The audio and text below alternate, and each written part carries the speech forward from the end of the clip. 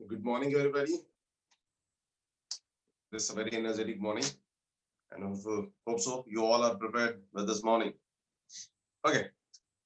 So last morning we have started with the chapter called as atomic structure, or we have seen the introduction for this atomic structure. What we have to discuss here in the chapter, as I stated, matter is anything which occupies space and has the mass. It's called as matter.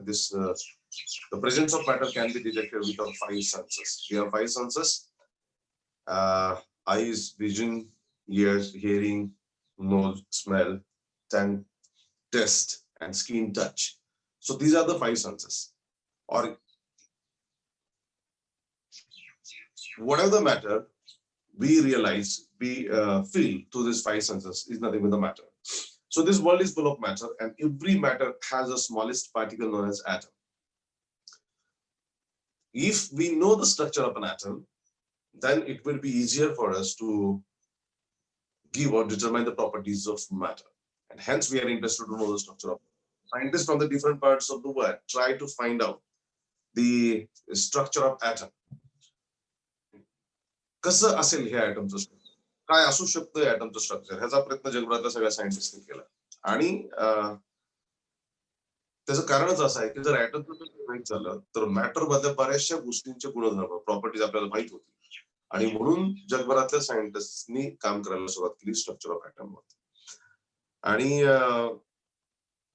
या chapter मध्ये आपण काल काय पाहणार आहे, आपण काय म्हणजे what we are going to discuss here in the chapter. Number one, we have to discuss the journey how different particles were discovered. म्हणजे ॲटम्स मध्ये प्रोटॉन असतो, न्यूट्रॉन असतो, इलेक्ट्रॉन्स असतो, ते कसे असतात, म्हणजे कसे शोधले गेले, कोणी शोधले, कसे शोधले, हे आपण पाहणार. नंतरच्या टप्प्यामध्ये second the middle part of the chapter, how this particles are held together. म्हणजे ॲटम मध्ये हे पार्टिकल्स कसे आणि कुठे असतात, हा दुसरा पार्ट आहे.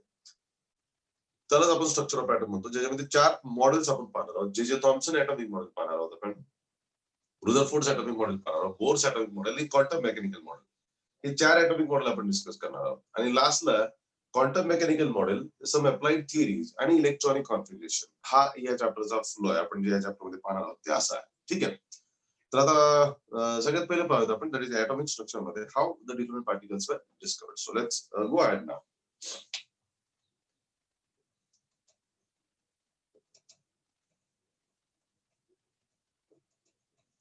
Atomic structure. ठीक है. So as I stated, 18th century की बात करते हैं. 18th सेंचुरीची गोष्ट म्हणजे 17th 18th सेंचुरी मध्ये फॅराडे नावाचा एक सायंटिस्ट होऊन गेला. तुम्हाला फॅराडे फार genius scientist, among the genius scientist. आणि फॅराडे सायंटिस्टनी फर्स्ट टाइम हे सांगितलं की matter is electrical in nature. Matter is electrical in nature. तर मॅटर म्हणजे काय? Matter is anything which occupy space and has the mass is called as matter. And 17th 18th century मध्ये Faraday नावाच्या सायंटिस्टने पहिल्यांदा सांगितलं की matter is electrical in nature. म्हणजे काय? आज तुम्हाला माहिती आहे की मेटल्स असतात, नॉन मेटल्स असतात, and metals are good conductors of heat and electricity and non metals are not. For example, जर आपण प्लास्टिक पाहिलं तर plastic is a non conductor of electricity, है ना. प्लास्टिक मधून इलेक्ट्रिसिटी कंडक्ट होत नाही, परंतु मेटल मधून इलेक्ट्रिसिटी कंडक्ट होते. म्हणजे प्लास्टिक हे पण एक मॅटर आहे आणि मेटल हे पण एक मॅटर आहे केमिस्ट्रीच्या भाषेमध्ये. परंतु मेटल एक असं मॅटर आहे की जे इलेक्ट्रिसिटी कंडक्ट करतं आणि प्लास्टिक एक असं मॅटर आहे की इलेक्ट्रिसिटी कंडक्ट करत नाही. हे आज आपल्याला माहिती आहे. हे 17th 18th सेंचुरी मध्ये शोधलेलं नव्हतं, माहित नव्हतं. मग त्यावेळेला प्रश्न होता की काय नक्की मॅटर आहे, कसं नक्की मॅटर आहे. आणि त्यावेळेला सायंटिस्टने प्रूव्ह केलं, फॅराडे नावाच्या सायंटिस्टने प्रूव्ह केलं, त्याला हा पहिला शोध लागला की मॅटर इलेक्ट्रिकल इन नेचर आहे. म्हणजे मॅटर मधून इलेक्ट्रिसिटी पास होते. आता लक्षात घ्या, एक शोध लागला की दुसरा प्रश्न तयार होतो.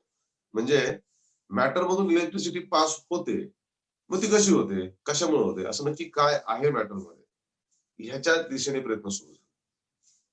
असे काही प्रश्न सायंटिस्ट पडले. मग त्या दिशेने प्रयत्न सुरू झाला. मग त्याच्यामध्ये जे थॉम्सन, गोल्डस्टीन, शार्डविक असे काही सायंटिस्ट आले की ज्यांनी त्याच्यावरती अभ्यास करायला सुरुवात केली. की फॅराडेने सांगितलं की matter is electrical nature, means matter मध्ये असं काहीतरी असलं पाहिजे because of which electricity is conducted. There is something in matter because of which electricity is conducted. Otherwise electricity कसे कंडक्ट होईल? त्यामुळे काहीतरी असलं पाहिजे. And then journey began. And we got first scientist called J.J. Thomson. So let's come to that is discovery of electron. The Faraday stated clear. उसके बाद आता है discovery of electron by J.J. Thomson.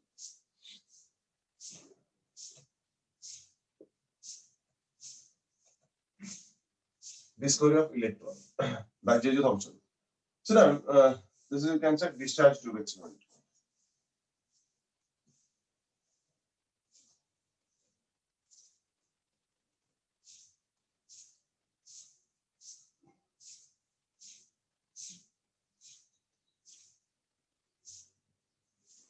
This is here 5,000 to almost 20,000 volt.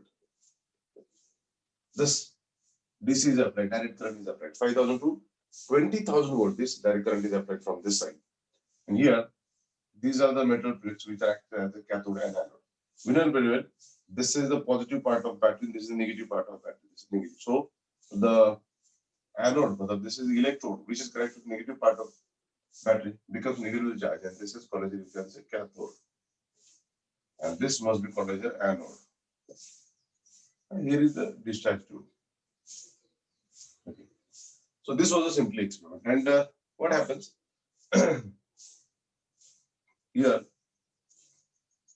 fluorescent material is been deposited. Fluorescent material.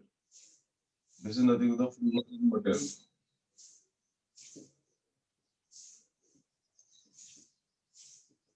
Fluorescent material. So, what was the assembly for the diagram? Diagramची assembly काय लागते? This is the discharge tube. आता आजच्या भाषेत जर सांगायचं झालं तर discharge tube म्हणजे तुमच्या घरामध्ये जी लाईटची ट्यूब असते ती ट्यूब पण एक डिस्चार्ज ट्यूब असते सायंटिफिक लँग्वेज. डिस्चार्ज ट्यूबच म्हणतात त्याला सायंटिफिक लँग्वेज. त्याच्यामध्ये इलेक्ट्रिसिटीचा डिस्चार्ज असतो. त्यामुळे आपल्या घरामध्ये जशी ट्यूब असते त्याच प्रकारची ट्यूब आहे, फक्त आपल्या घरामधलं व्होल्टेज हे कमी असते. इथं व्होल्टेज 5,000 टू 20,000 वोल्ट इतकं व्होल्टेज या ठिकाणी आपल्याकडे आहे. अशी एक डिस्चार्ज ट्यूब आहे. त्याच्यामध्ये या ठिकाणी एक मेटल रॉड आहे, या ठिकाणी मेटल पीस आहे. रॉड म्हणजे मेटल पीस आहे, इथे एक मेटल पीस आहे. आणि हा मेटल पीस कनेक्ट केलेला इकडं बॅटरीला 5,000 टू 20,000 वोल्ट. हा निगेटिव्ह टर्मिनलला कनेक्ट केल्यामुळं तो निगेटिव्ह चार्ज असतो, त्याला आपण कॅथोड म्हणतो. हा पॉझिटिव्ह टर्मिनलला कनेक्ट केला बॅटरीच्या, त्यामुळे तो पॉझिटिव्ह चार्ज असतो, त्याला आपण एनोड असतो. That is according to electrostatics and electricity. आता ह्या ट्यूब मध्ये अरेंजमेंट अशी आहे डिस्चार्ज ट्यूब मध्ये, दिस इज द अरेंजमेंट की इथं आपण व्हॅक्युम पंप अटॅच करून ह्याच्यामध्ये आपण एअर काढू शकतो किंवा एक्सपेक्टेड गॅस आपण ह्याच्यामध्ये भरू शकतो. ही रिक्वायरमेंट. आणि ही जी बाजू दिसते या एनोडच्या मागच्या बाजूला इथं फ्लोरोसंट मटेरियल. फ्लोरोसंट मटेरियल म्हणजे तुम्ही जर कधी रात्रीचं रोडवर गेलात तर तुम्हाला माहिती आहे रात्रीची रोडवर जात असताना रोडवरती असे रेडियमचे प्लेट्स लावलेले असतात, म्हणजे गाडी रस्त्याच्या बाजूला जाऊ नये किंवा रस्त्याचा मध्यभाग लक्षात यावा म्हणून रेडियमच्या प्लेट लावलेल्या असतात. आपल्या गाडीचा लाईट त्याच्यावर पडला किती चमकतं हे आपण पाहिलेलं असेल. तर जे रेडियमच्या प्लेट रस्त्यावर असतात त्याच्यामुळे बेनिफिट होतो की रस्ता संपतो कुठे, रस्त्याचा मध्यभाग कुठे, हे त्या रेडियममुळे लक्षात येतं. तर ते रेडियम जे आहे ते फ्लोरोसंट मटेरियल आहे. किंवा मग आजकाल ते बऱ्याच वेळा मार्केटमध्ये घरामध्ये काही टॉईज पण मिळतात की आपल्या घराच्या छताला आपण काही स्टार्स वगैरे लावतो आणि स्टार वॉर्स वगैरे असं काही आपल्याला गॅलेक्सी वगैरे आपण तयार करतो आहे ना. ते पण आपली लाईट चालू केली की ती लाईट ऍब्झॉर्ब करते आणि लाईट बंद केली तरी ते चमकते. That is nothing with the fluorescent material. Fluorescent मटेरियलचा गुणधर्मच असा आहे की that absorb the light, reflect the light. Light पडली, when light falls or light incident, it absorbs the light and then it emits the light to again. That is called as fluorescence. Fluorescent material म्हणजे glow होते. So ते material या ठिकाणी deposit केलेलं आहे. And this is the experiment done by J.J. Thomson.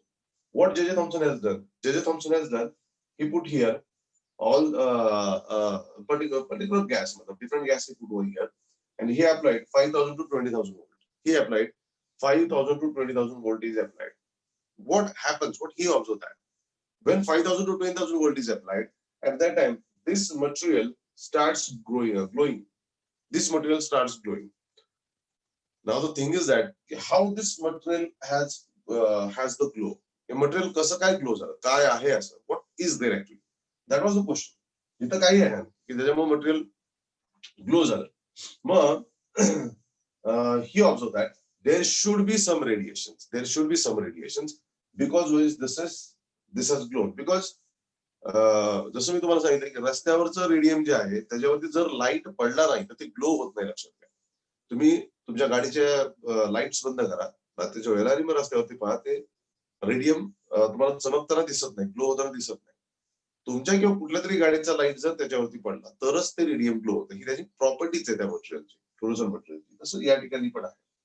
So this is the discharge tube. त्याच्यामध्ये हे metal plate आहे, त्या बॅटरीला अटॅच केलेल्या आहे. इकडे negative charge, so negative charge plate आहे त्याला कॅथोड म्हणतो. ही प्लेट पॉझिटिव्ह चार्ज आहे त्याला आपण एनोड असं म्हणतो.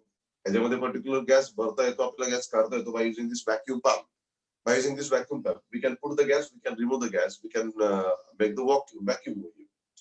When J.J. Thomson performed the experiment, he applied 5,000 to 20,000 volt. He found that these materials started glowing. When this material started glowing, that means there should be something. There should be something. काहीतरी असलं पाहिजे. Then he observed, he studied more, and he found that there are some radiations. He observed that there are some radiations which are emitted by this cathode, and these radiations strikes on this fluorescent material and glow. Okay, so whatever the radiations emitted by this cathode, he studied this radiations, and this is nothing but the cathode rays. So he studied the cathode rays.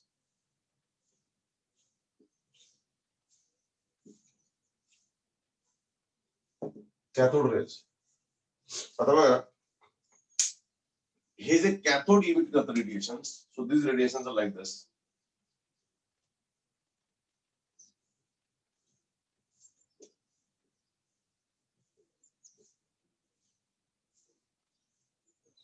These are the cathode rays.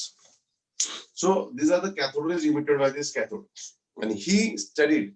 J.J. Thomson studied this cathode rays very deeply and very properly, and these radiations emitted by the cathode are called cathode rays. त्याने त्याला cathode rays असं त्याला नाव. Now he studied some properties of this cathode rays. Cathode rays properties study केल्या. So what were the properties? So number one property, cathode rays travel in a straight line direction. Cathode rays travel in a straight line direction. Number two, they are emitted by cathode, that is this metal plate which is negative charge attached to battery. So we can say cathode rays are emitted by cathode and they travel in a straight line direction. They travel in a straight line direction. Okay, so we can say travel in straight line. Okay, they are emitted by cathode. Okay, दोन झाले. So हे दोन point महत्वाचे आहेत सगळ्यात. They travel in straight line direction and they are emitted by the cathode. Now तिसरा मुद्दा असा आहे की हे जे cathode rays आहेत, cathode rays, when a pulley is kept, या ठिकाणी पुली आपण त्याला म्हणतो. पुली म्हणजे व्हील, एक चक्र आपण त्याला म्हणतो. असं जर चक्र पुली जर या ठिकाणी ठेवली तर this radiation has the capacity to rotate the pulley. So this rotate pulley, rotate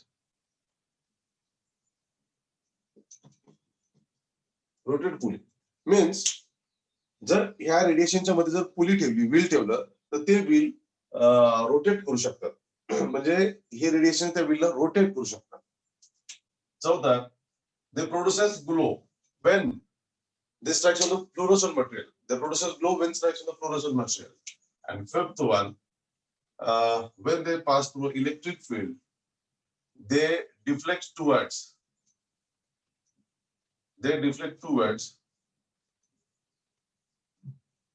positive charge. म्हणजे लक्षात घ्या, this is the cathode rays which is passing. This is the cathode rays which is passing. आणि त्याला इकडून जर electric charge apply केला,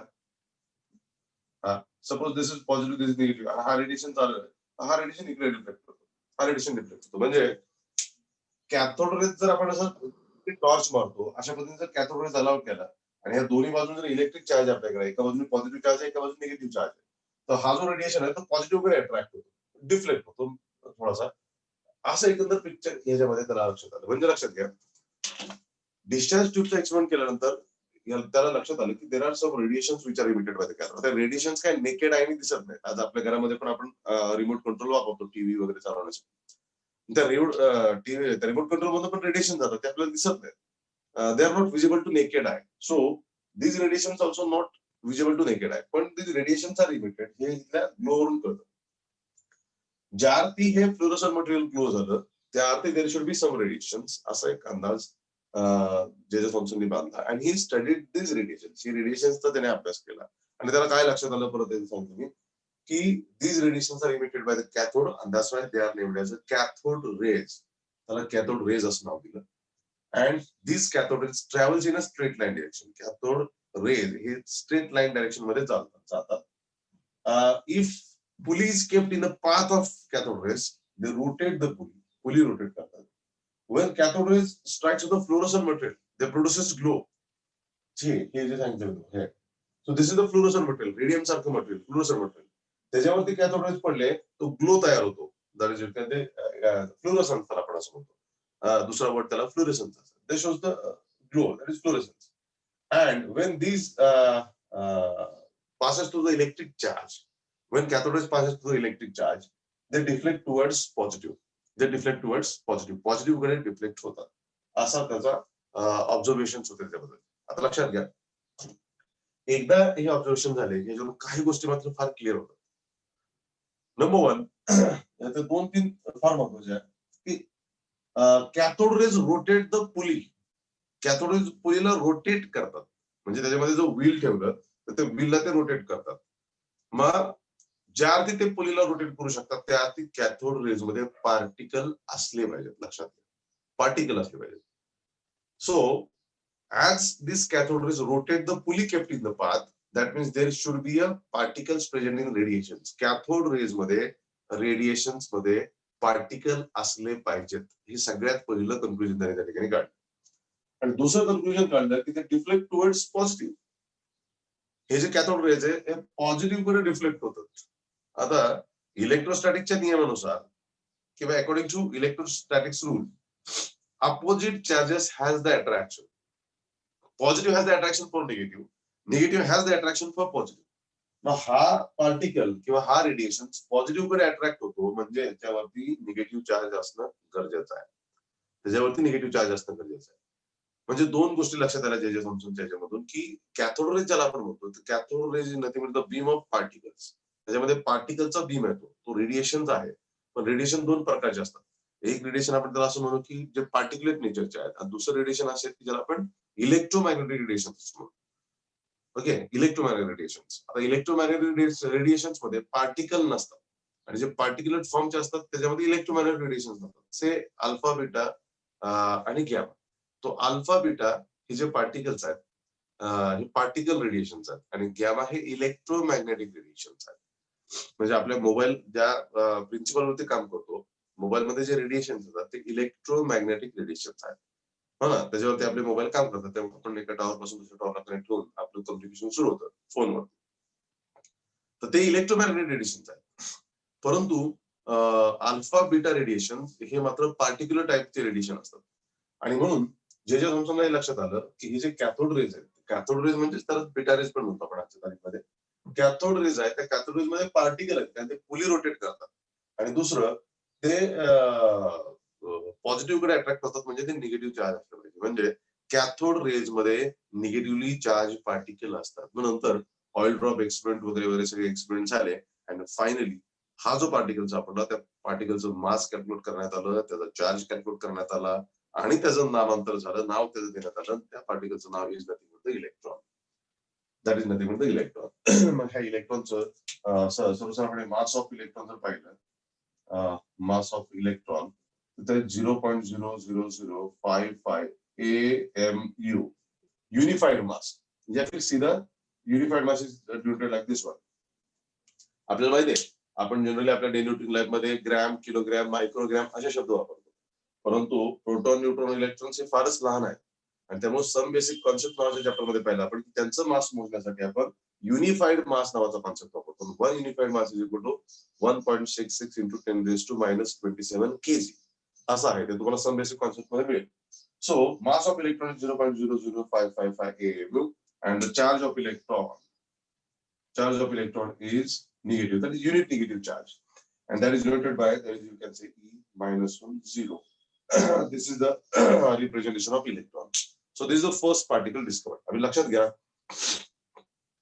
कदाचित जर फॅराडेने सांगितलं नसतं की matter is electrical in nature, matter electricity conduct करू शकतं, तर सायंटिस्टला प्रश्नच पडला नसता की मॅटर मध्ये काय आहे. कारण मॅटर इलेक्ट्रिसिटी कंडक्ट करू शकतं म्हणजे मॅटर मध्ये काहीतरी आहे. आता आजच्या तारखेला आपल्याला माहिती आहे, टुडे वी नो इट वेल, की matter conduct electricity because of the free electrons present in metal. Metal मध्ये इलेक्ट्रॉनची संख्या असते, भरपूर संख्या असते, आणि म्हणून त्याच्या आधारे त्याच्या मार्फत कुठलाही मेटल इलेक्ट्रिसिटी कंडक्ट करतो. ठीक आहे, तसंच हे आहे, त्याच पद्धतीने आहे. ह्या इलेक्ट्रॉनचा शोध इथं जे थॉम्सनने लावला, ते पण कोणानंतर, फॅराडे नंतर. फॅराडेने सांगितलं की मॅटर इज इलेक्ट्रिकल नेचर, म्हणजे मॅटर मध्ये असं काहीतरी असलं पाहिजे की ज्याच्यामुळे इलेक्ट्रिसिटी कंडक्ट होते.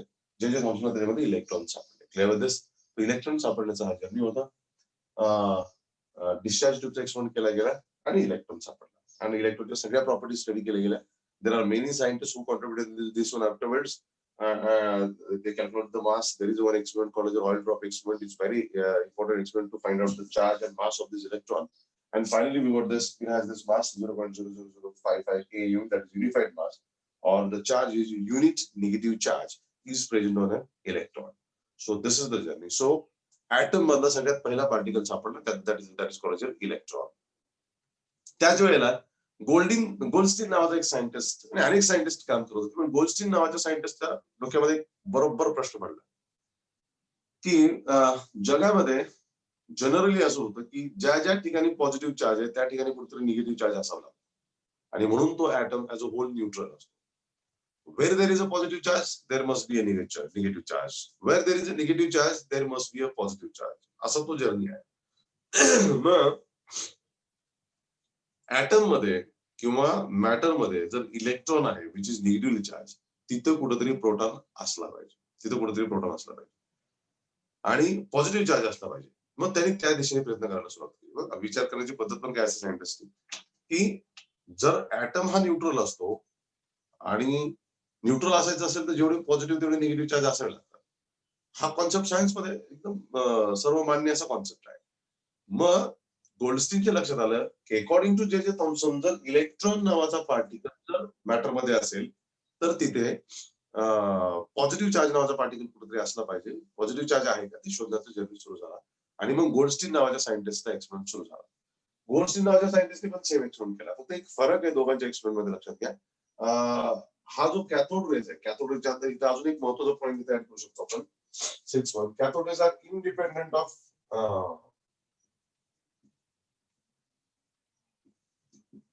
Gas, independent of gas field in discharge tube. म्हणजे जसे आपण हे पॉइंट्स पाहिले की that is cathode rays travel in straight line direction, cathode rays are emitted by cathode, they rotate the pulley kept in the path, they produce the glow when strikes on the fluorescent material, and they deflect towards positive charge. So they are independent of gas filled in a discharge tube. हा जो vacuum दिसतोय, या vacuum इथं hydrogen, nitrogen, oxygen असे वेगवेगळे gas भरता येऊ शकतात. त्यात कुठला जरी गॅस भरला तरी कॅथोड रेज मध्ये कुठलाच फरक पडत नाही. कॅथोड रेज तेच असतात आणि तसेच असतात. हे ह्या एक्सपेरिमेंट मध्ये क्लिअर होतं. आता गोल्डस्टीन नावाच्या सायंटिस्टने जो काम केलं ते थोडंसं वेगळं होतं. That is you can see discovery of proton. Discovery of proton and by Goldstein. सायंटिस्टचं नाव आहे गोल्डस्टीन. ओके, गोल्डस्टीन नावाच्या सायंटिस्टने तो शोधला. आता गोल्डस्टीनने काय केलं, गोल्डस्टीनने पण सिमिलर एक्सपेरिमेंट परफॉर्म केला. सिमिलर दॅट ही टूक अ डिस्चार्ज ट्यूब, जशी जे थॉम्सननी डिस्चार्ज ट्यूब घेतली होती तशीच डिस्चार्ज ट्यूब गोल्डस्टीननी पण घेतली, आणि त्याच्यामध्ये त्यांनी मेटल प्लेट, इकडे पण मेटल प्लेट वगैरे ऑर्गनाइज केली, व्हॅक्यूम ठिकाणी गॅसेस भरायला सुरुवात केली. ठीक आहे, ओके. आता थोडासा बदल होतो याच्यामध्ये असा. ओके, हे जे फ्लोरोसंट मटेरियल होतं, हे मटेरियल इथं तर होतं, पण ते ह्या बाजूला पण लावलं. फ्लोरोसंट मटेरियल या बाजूला पण लावलं, आणि ही जी मेटल प्लेट आहे, ही मेटल प्लेट थोडीशी पोरस नेचरची केली. पोरस नेचर मतलब हॅव्हिंग स्मॉल होल्स, अशा प्रकारची ती मेटल प्लेट तयार केली. अगेन सिमिलर सो गोल्डस्टीननी पण काय केलं, he took a discharge tube, he put a metal plate here, that is cathode and anode, but cathode is perforated having small holes. तर ह्या प्लेट मध्ये स्मॉल होल्स अशी plate तयार केली. This plate is connected to negative terminal, this plate is connected to positive terminal, that's why this becomes negative charge known as cathode, this becomes positive charge known as anode. Similar जसं जे J Thomson होतं तसंच, फक्त ह्याच्यामध्ये gas fill up केला आणि ह्या ठिकाणी कॅथोडच्या मागच्या बाजूला पण फ्लोरोसेंट मटेरियल त्यांनी अटॅच केलं. That is the fluorescent material deposited behind the cathode. And that happens. So this is the assembly. And then he again repeated the experiment. When he repeated the experiment, he found that as the material glows over here, according to J.J. Thomson, as like cathode experiment, similar like that, if fluorescent material is kept over here, that also glows. इथं लावलेलं fluorescent material पण glow. But there should be some radiations. And then he found there are some radiations which are different than the cathode rays. Cathode rays जे मानले होते त्या cathode rays पेक्षा वेगळे radiation त्याच्यामध्ये सापडतात. मग ते रेडिएशन्स कुठले आहेत? त्याला आपण एनोड रेज किंवा त्याला कॅनल रेज असं म्हटलं गेलं. त्याला काय म्हटलं जातं? Anode rays. तिथं बघा लक्षात घ्या. इथं आपण कॅथोड रेज पाहिले होते. कॅथोड रेज कोणी दिले होते? J Thomson. इथं आपल्याला एनोड रेज मिळतात. एनोड रेज किंवा त्याला कॅनल रेज असं पण म्हणतात. कॅनल हा शब्द आहे. सो इथं जे नवीन रेडिएशन त्याला सापडले, नवीन रेज सापडले, त्या रेजचं नाव आहे कॅनल रेज किंवा त्याला आपण एनोड रेज असं म्हणतो. आता ह्या एनोड रेजचा अभ्यास पण परत त्याने केला. म्हणजे गोल्डस्टीन स्टडीड दिस एनोड. करावंच लागणार कारण त्याशिवाय आपण त्याच्यापर्यंत पोहोचू शकत नाही. सो जिस तरीके से मतलब ज्या पद्धतीने जे थॉम्सननी कॅथोड रेज स्टडी केले तसे गोल्डस्टीनने कॅनल रेज स्टडी केली. Canal rays, and canal rays moved here in this direction. He had direction is like this. So they moves here in this direction. Okay.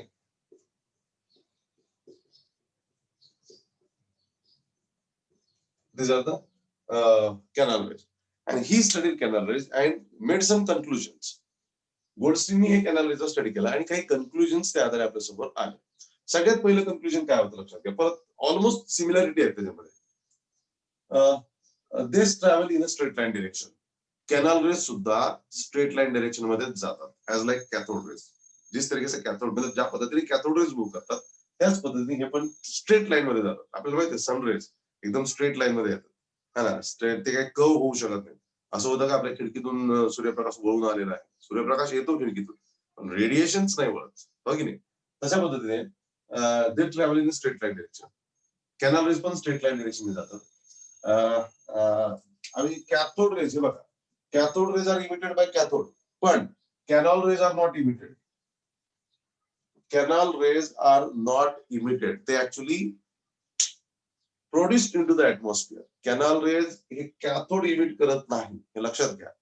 जसं cathode rays are emitted by the cathode plate. Actually cathode plate he cathode rays तयार करते, emit करते. तसं anode rays ही जी anode plate आहे, anode plate emit करत नाही. This is very important.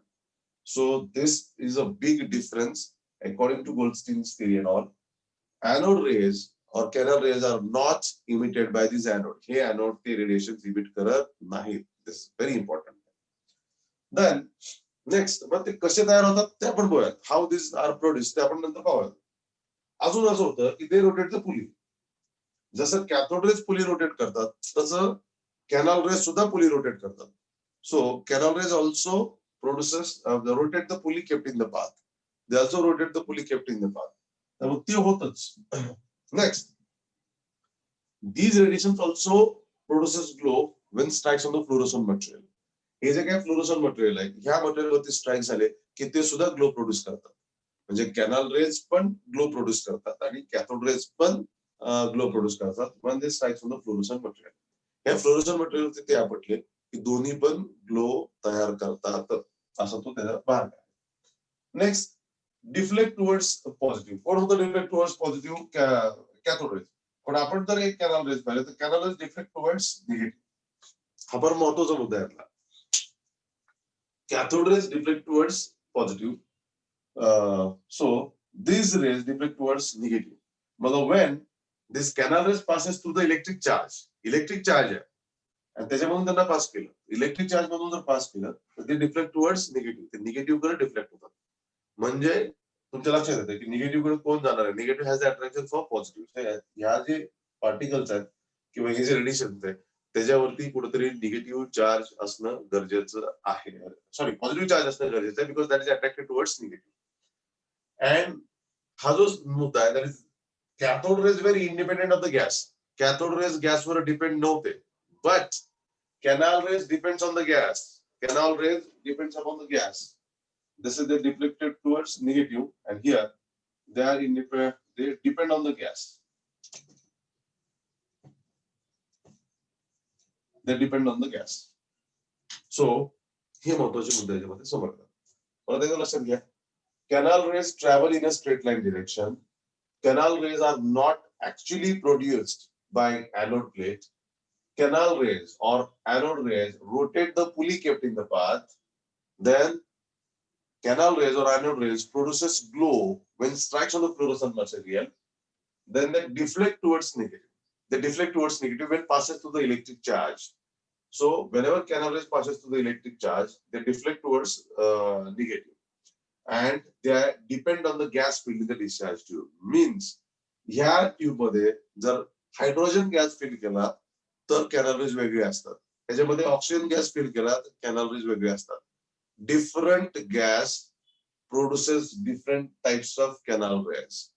बल्कि cathode rays very independent of the gas filled in a discharge tube. Major difference लक्षात घ्या. कॅथोड रेज हे इंडिपेंडेंट ऑफ द गॅस असतात आणि canal raise मध्ये गॅसवरती डिपेंड असतात. कुठला गॅस याच्यावरती भरला त्यानुसार तुम्हाला कॅनल रेज वेगळे मिळू शकतात. हा प्रश्न होता. मग आता दोन मुद्दे आले की हा जो कॅनल रेज आहे ते canal rays are not produced by this anode. हा एनोड इमिट करत नाही. मग आता एनोड इमिट करत नाही, मग हे रेडिएशन तयार कसे होतात हा एक महत्वाचा मुद्दा आहे तो. आणि ते गॅसवरती डिपेंड कसे काय असतात. ह्या दोन मुद्द्यांचा स्टडी केला गेला आणि दोन मुद्द्यांवरून काही मेकॅनिझम समोर आला आपल्या. And we have the mechanism how canal rays are produced. So ते आपण पाहिलं तर आपल्याला सोपं जाईल की what is the mechanism. What is the mechanism? Okay, so mechanism.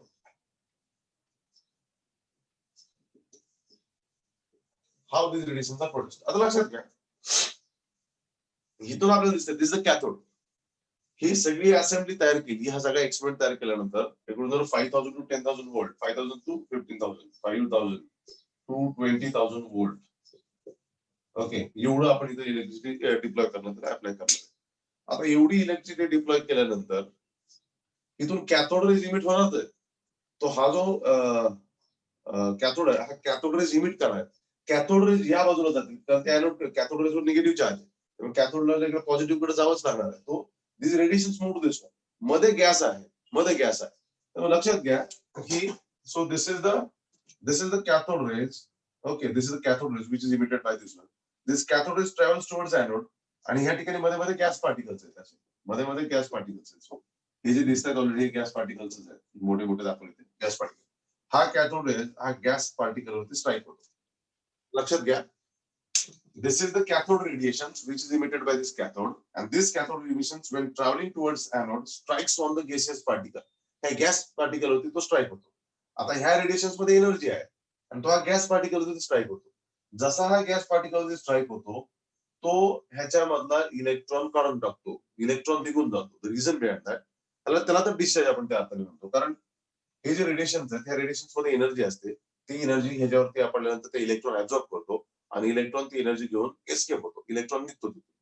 ह्या पार्टिकल मधला इलेक्ट्रॉन निघून गेला की हा पार्टिकल पॉझिटिव्ह वरती कन्वर्ट होतो. लक्षात घ्या. हा जो पार्टिकल आहे हा कुठला तरी गॅसचा पार्टिकल आहे. सेच हायड्रोजन. ह्यात आपण हायड्रोजन भरला असेल तर हा हायड्रोजन असेल. त्या हायड्रोजनचा इलेक्ट्रॉन हा कॅथोड रेज काढून टाकतो बिकॉज ऑफ द एनर्जी आणि मग हा पॉझिटिव्ह मध्ये कन्वर्ट होतो. आणि हा पॉझिटिव्ह चार्ज हायड्रोजन असेल. हा पार्टिकल पॉझिटिव्ह चार्ज म्हणतो. आता असे कितीतरी पार्टिकल्स मूव्ह होतात आणि कितीतरी पार्टिकल्स तिथं गॅस पार्टिकल तयार करतात. ठीक आहे. n number of cathode radiations. n number of cathode radiations are produced by this one and they travel towards anode. आणि त्याला n number of particles in between असतात. गॅस पार्टिकल आहेत हवेमध्ये. आहे ना, जसं सूर्याचे पार्टिकल, सूर्याचे रेडिएशन आपल्याकडे येत असतात मध्ये खूप सारे ऍटमॉस्फिअर आहे, खूप सारे गॅसेस आहेत. त्या गॅसेसवर स्ट्राईक होत आपल्याकडे येतात आणि त्यामुळे मधल्या मधल्या गॅसेसमध्ये कॅटायन्स अनायन्स तयार होत असतात. पृथ्वीच्या वातावरणामध्ये ते तयार होत असतात. तसंच इथं पण आहे. कॅथोडनी रेडिएशन इमिट केले ते अॅनोडकडे चाललेत. मध्ये जे काही गॅस पार्टिकल लागतात त्या गॅस पार्टिकल स्ट्राईक होतात आणि ते पॉझिटिव्ह मध्ये कन्वर्ट होतात. आता हे पार्टिकल पॉझिटिव्ह तयार झाले की मग आता हे पॉझिटिव्ह पार्टिकल जाणार कुठं? कारण इलेक्ट्रिक डिस्चार्ज अप्लाय केलेला आपण. हे आहे पॉझिटिव्ह चार्ज आणि ही जी आहे तुमची प्लेट आहे निगेटिव्ह चार्ज. लक्षात घ्या, हे जर पार्टिकल पॉझिटिव्ह असतील तर हे पार्टिकल जाणार कुठं? These are the positive charge particle. हे पॉझिटिव्ह चार्ज पार्टिकल जातील कुठं? They have to move towards this cathode. कारण कॅथोड निगेटिव्ह आहे आणि म्हणून हे सगळे पार्टिकल ह्या दिशेला जातात. सगळे पार्टिकल ह्या दिशेला जातात. And this particle makes the beam and that is nothing but the canal rays. How canal rays are produced? Whenever cathode rays passes through the gas, when cathode rays passes through the gas, this strikes on the molecules or gaseous particles present in the path, and they remove the electron and they are converted to cations. And these cations move towards cathode under the influence of electric charge. हा जो काही electric charge apply केलाय त्या influence मध्ये हे particles या बाजूला move करतात, इकडे जातात. कारण पॉझिटिव्ह पार्टिकल निगेटिव्ह कडेच मूव्ह करणार आणि त्यांचा जो बीम तयार होतो त्याला कॅनल रेज असं म्हणतो.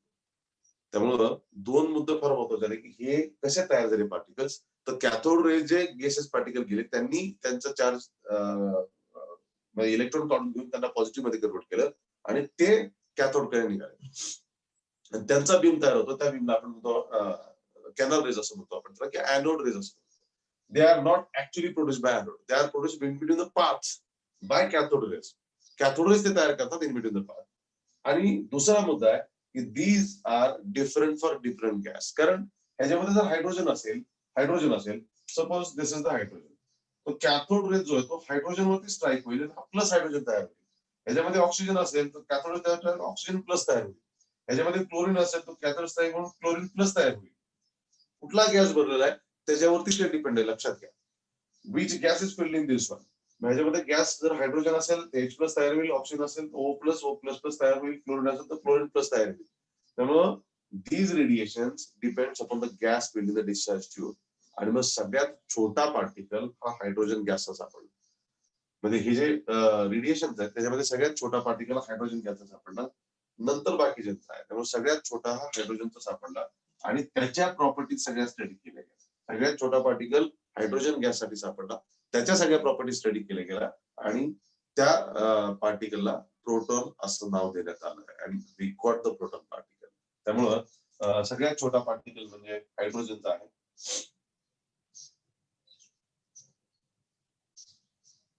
हायड्रोजन आणि त्याला आपण H प्लस असं म्हणतो. This is nothing but the proton.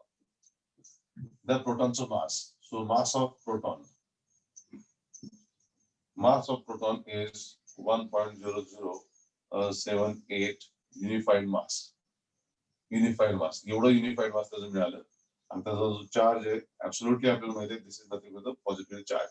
That is unit positive charge particle is been discovered, and the smallest particle is been found for hydrogen gas only. लक्षात ठेवा, these are the JEE kind of questions.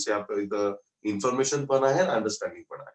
So finally we got this protons. तर आतापर्यंत आपल्याला दोन particle सापडले. पहिला particle होता आपल्याला जे थॉम्पसनने दिलेला इलेक्ट्रॉन आणि दुसरा पार्टिकल होता गोल्डस्टीन नावाच्या सायंटिस्टने दिलेला that is you can say protons. Proton has this charge 1.0078 unified mass AMU, and it has a unit negative charge. And this is the particle which is found for hydrogen gas. Smallest particle is found for hydrogen gas. This is what we can say regarding these particles. Then the journey began for third particle, that is neutron. But discovering third particle was not that much easy task. It was a bit difficult. So we'll discuss in tomorrow's lecture. Till then, thank you very much. Have a good day to each and everyone. Thank you very much.